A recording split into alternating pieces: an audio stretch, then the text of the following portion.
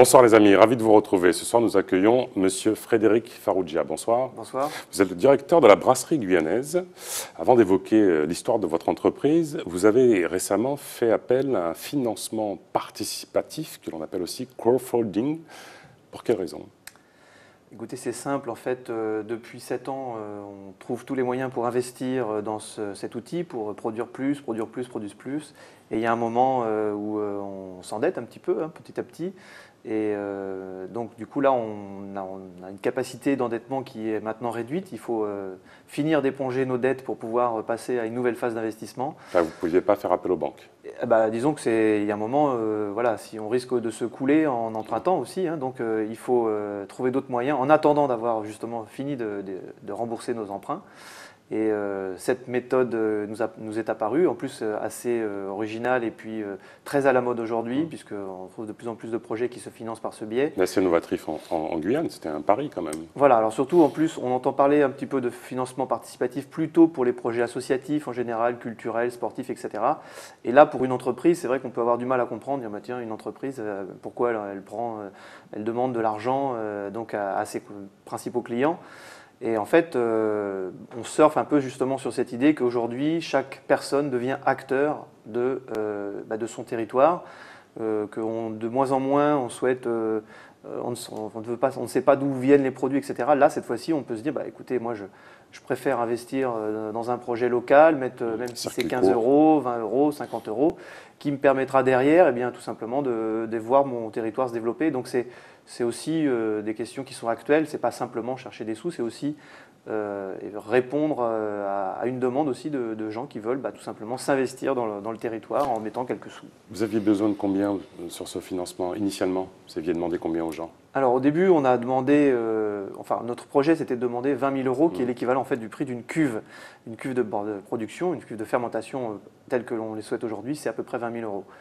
Mais la plateforme nous a dit faites attention quand même en métropole, en France d'une manière générale, les crowdfunding n'atteignent pas plus que 7 000 euros. Alors donc si vous demandez trop, vous risquez de perdre votre financement puisqu'il faut obtenir au moins 60% du financement pour pouvoir le valider.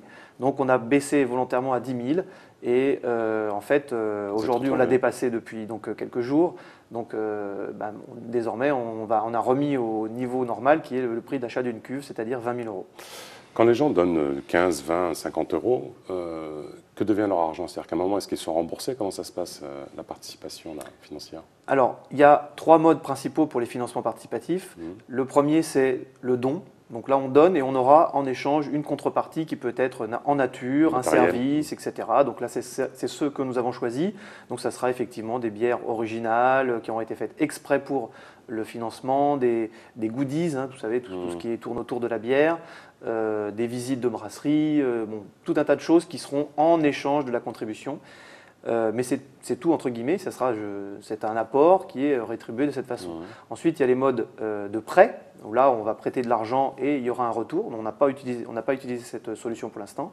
Et il y a le mode carrément d'entrée dans le capital qui existe aussi, où les gens vont mettre de l'argent et ils vont devenir une sorte de petits actionnaires. Voilà. Ça, c'est ce que vous Même autour de 20 euros, parce que c'est justement l'avantage de ces choses-là, c'est que comme c'est fait tout sur des plateformes Internet, on peut participer avec de toutes petites sommes et finalement rentrer quand même dans ce système-là. En peu de mots, c'est quoi l'histoire de votre brasserie?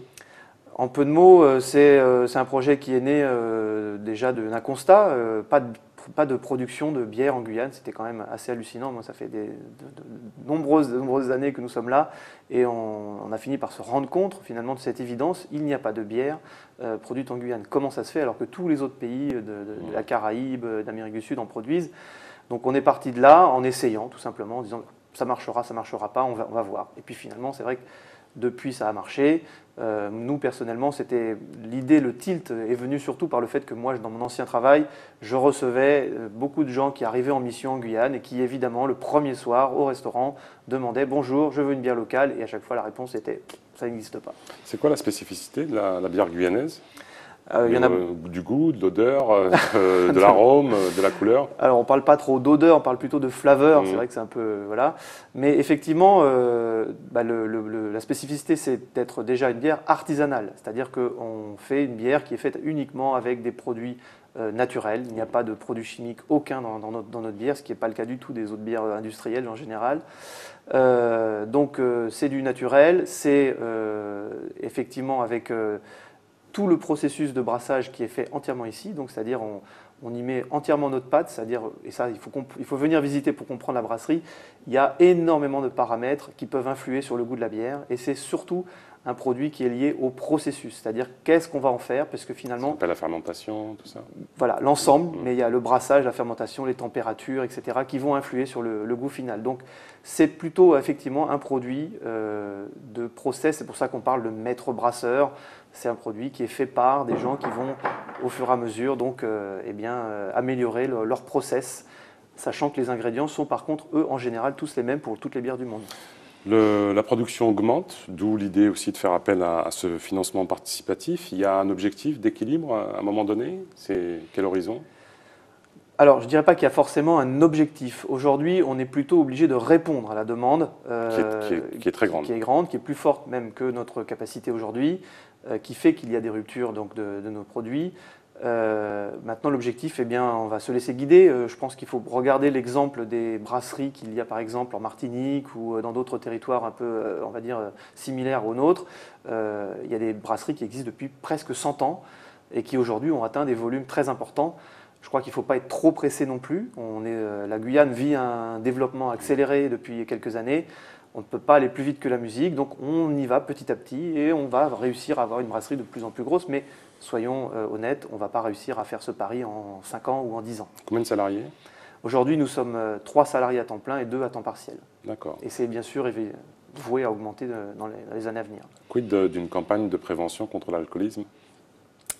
Alors effectivement, on peut nous reprocher de valoriser un produit alcoolisé. Je crois que notre réponse, elle est assez simple, c'est de dire, lorsqu'on fait des bons produits, des produits qui ont du goût, plutôt que justement des produits de masse que l'on consomme sans réfléchir, en général, et c'est ce qui se passe vraiment partout dans le monde, on a tendance à réduire notre consommation. Je prends l'exemple, le vin est passé, plutôt que la quantité. Le vin est passé en quelques décennies d'un produit qu'on buvait chaque jour au repas, finalement à un produit de luxe où finalement on se paye une bonne bouteille de vin. Eh bien c'est la même chose pour la bière. Au lieu de consommer des bières juste insipides, histoire de se... eh bien on va plutôt choisir des bières qui ont du goût et qui du coup on en consommera forcément moins. Dernière petite question, les gens ont jusqu'à quand pour participer à ce crowdfunding? Alors, ce crowdfunding se déroule jusqu'au 14 juin, donc c'est assez court, et se déroule sur la plateforme Mimosa, donc Mimosa avec 2 i, M2IMOSA.com, et donc c'est entièrement en ligne.